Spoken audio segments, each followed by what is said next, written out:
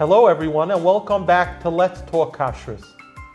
Today we are joined by Rabbi Sholem Fishbane, Kashrus Administrator of the Chicago Rabbinical Council and Executive Director of ACO, the Association of Kashrus Organizations. Thank you, Rabbi Fishbane, for being here. Pleasure. We've spoken in prior conversations about the kashrus of foods that we put into our mouth. There are items, though, that we put into our mouths that are not food items, and some of them taste good.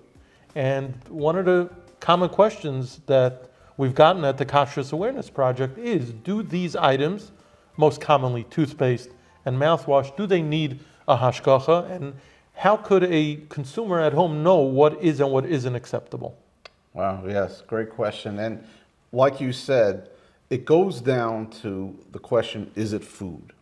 So it's a big machlokes of a poskim, how you identify food. Is it something that you would serve to somebody, which hopefully you're not serving mouthwash and toothpaste to your guest, maybe Purim, I don't know. Or is it something that goes in your mouth and you swallow? And they definitely know you're swallowing it. You know why? That's why they're making it taste so good, because they want you to keep buying it more and more. So they understand that you're swallowing. There's a legitimate machlokes haposkim, and if your Rav says that we don't consider mouthwash and toothpaste achila or food, you're 100% okay. So let's talk about the other poskim that say that you have to be machmer because it does go in your throat, and we'll talk about it a little bit. So the truth is, toothpaste, for example, it's a fascinating subject. What did they do before Colgate or Crest or these big companies came around? What did they do back thousands of years ago? You know what they did?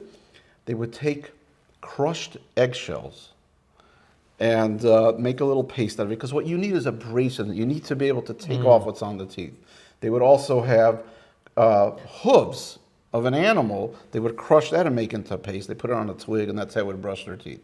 So we've come a long way since then. Right, now they use baking soda, right, or something like that? So, well, for the longest time, they used something called calcium carbonate. Calcium carbonate was an abrasive. It would take it off, and it was the majority of the toothpaste. And back in the day, Rabbi Kamenetsky said, even if you have something non-kosher, and the number one thing in toothpaste and mouthwash that's non-kosher is glycerin. Now, glycerin comes from either an animal, non-kosher, or from vegetable, right? And it's about 50-50 in the market.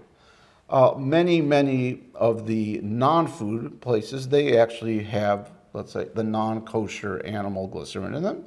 So there's a chance, a suffix iser daraisa. But Rabbi Kamenetsky said that as long as the majority of the product was calcium carbonate, which was innocuous, you're 100% good to go. Even if there's a small amount, that's not considered an achila, we're good to go. What happened, though, is that relatively recently, we started to notice a change. They found something else called hydrated silica, which is a sand product that does the job with much less, under 50%. And the glycerin content started becoming more and more and more and more and more.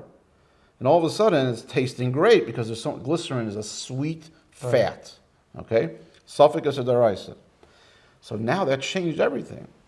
So therefore, it could be, according to those shitas that say that this could be considered a food, and you have roiv possibly of a suffix is a deraisa, maybe you should be machmer. So this is what I tell people when they ask me this question. Number one is buy one with a Hechsher. If you can find it with a Hechsher, that's the best. The second, if you can't find it with a Hechsher, look at the ingredient panel. Primarily, the way it works is that the more of an ingredient in a product, the earlier on you'll see it. So if the very first thing said, like when you look at cereals, if you want to know what bracha to make, where does it say wheat? All the way at the end, in the beginning, what's the primary? The ingredients are listed in order of the quantity. Order of the quantity, there you go. So if glycerin is way in the front, then you have the shiloh of esophagus or deraisa.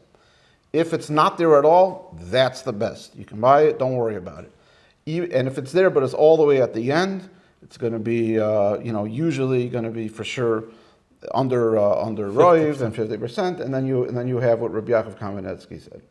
So those are so far 3 examples. The first one to do is buy with the Hechsher. The second one is look at the ingredient and see if there's no glycerin at all, and there are some out there from the popular brands. The third is to buy the one with the glycerin where it's at the end. And fourth, of course, as I said until now, is you can follow the Paiskim, speak it over with your Rav, that if it's not considered achila, then of course the shaila doesn't start. I will tell you that even those that are mekel, or they hold that it's not called achila, when it comes for Pesach, where it's aser b'mashu, and there's things like sorbitol in there, which is many times chametz, that changes everything. So you'll find that those that may be mekel during the year, but not for Pesach. And they'll make sure to buy one with hashgacha for Pesach. With hashgacha for Pesach, yeah. Okay.